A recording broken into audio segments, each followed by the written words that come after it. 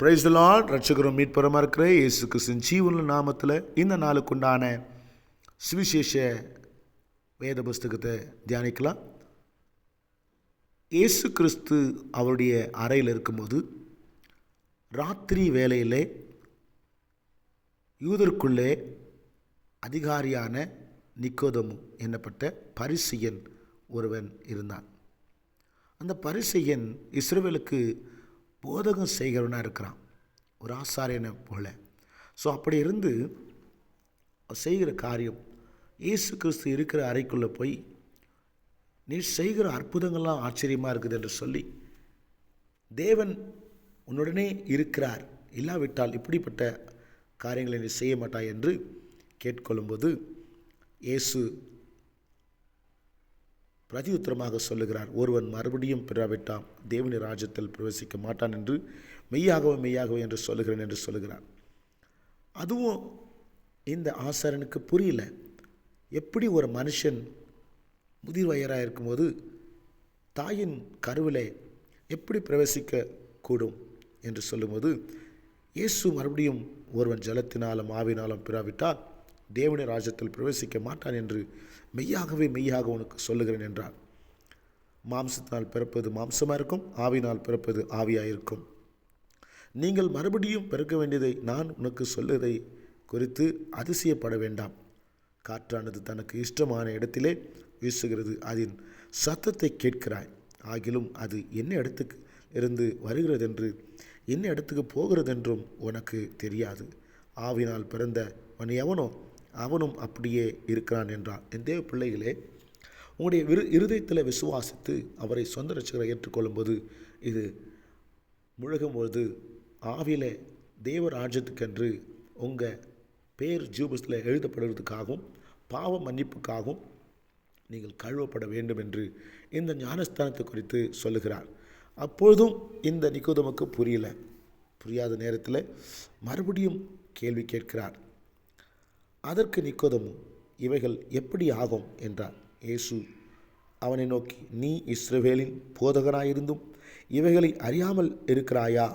மெய்யாகவே நான் உனக்கு சொல்லுகிறேன், நாங்கள் அறிந்திருக்கிறதை சொல்லி நாங்கள் கண்டதை குறித்து சாட்சி கொடுக்கிறோம், நீங்களோ எங்கள் சாட்சியை ஏற்றுக்கொள்ளுகிறதில்லை என்று சொல்லுகிறார். இந்த பிள்ளைகளே, பரலோகத்திலிருந்து ஏறினவரும் பரலோகத்திலிருந்து இறங்கினவருமா இருக்கிற குமாரனை அல்லாமல் வேறு யாருக்கும் இந்த ரகசியம் தெரியாது. இந்த ஞானஸ்தானம் என்பது பூமிக்கு அப்பாற்பட்டது, உலகத்துக்கு மேற்பட்டது, உலகத்தில் ஒன்று வேர் பிரிக்கப்பட்டது. இப்படியான காரியங்களை நமக்கு ஏற்றுக்கொள்ள மனதில்லாதிருந்தால் உனக்கு நான் பரலோக காரியங்களை எப்படி சொல்வேன் என்று இயேசு சொல்லுகிறார். பரலோகத்திலிருந்து இறங்கினவரும் பரலோகத்தில் இருக்கிறவருமான மனுஷகுமாரனை அல்லாமல் பரலோகத்துக்கு ஏறினவன் ஒருவனும் இல்லை. சர்வமானது மோசேயினால் வனாந்திரத்திலே உயர்த்தப்பட்டது போல மனுஷகுமாரன் தன்னை விசுவாசிக்கிறவன் எவனோ அவன் கெட்டு போகாமல் நித்திய ஜீவனை அடையும்படிக்கு உயர்த்தப்பட வேண்டும். பாருங்க, சர்வமானது சபிக்கப்பட்டது. ஆனால் அது மோசேயின் காலத்திலே வெங்கல சர்பத்தை வைத்து அங்கு கொல்லன் வரும்போது, இந்த லோகத்தின் அதிபதி கடந்து போகும்போது கையெடுக்கும்போது, அந்த வெங்கல சர்பத்தை பார்த்து கையெடுக்கும்போது அவர்களுக்கு மன்னிப்பு கிடைத்தது.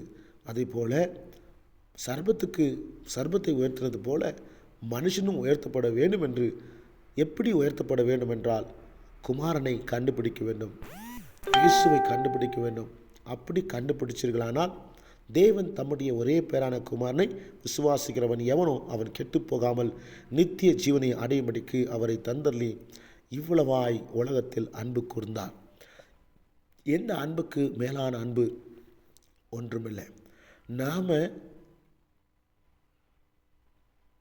இந்த அன்புக்கு ஈடாக நாம் எதுவுமே செய்ய முடியாது. இந்த பிள்ளைகளே, அவரை சொந்த இரட்சகராக கொண்டீர்களானால் நீங்கள் செய்ய வேண்டியது, வேதத்துடைய ரகசியம் பாவ மன்னிப்பு கொண்டு மனந்திருளுக்கென்று இயேசுவை சொந்த இரட்சகரை ஏற்றுக்கொண்டு ஞானஸ்தானம் பெற்றீர்களானால், கழுவப்பட்டீர்களானால், ஜலத்தில் முழுகி ஒரு ஊழியக்காரரோட எடுத்துக்கொண்டீர்களானால் உங்களுக்கு வரும் கோபத்துக்கு தப்பித்து கொள்ள வகையாகவும் நித்தியத்துக்கு ஏதுவாகவும் இந்த ரகசியத்தை நமக்காக ஆண்டவராகிய இயேசு கிறிஸ்து போதகர்களுக்கு தெளிவாக சொல்லுகிறார். என் தேவ பிள்ளைகளே, இந்த நாளிலே இந்த சுவிசேஷ வசனமானது, வார்த்தையானது நம்முடைய வாழ்க்கையில் நிறைவேற்றதுக்காக காத்து கொள்ளுங்க, நிறைவேற்றுங்க. கர்த்தர் தாமே உங்களை நித்தியத்துக்காக தனக்கு சொந்தமாக்கி கொள்ளுவார். என் தேவ பிள்ளைகளே, கர்த்தர் உங்களை இந்த நாளிலே ஆசீர்வதிப்பாராக. God bless you.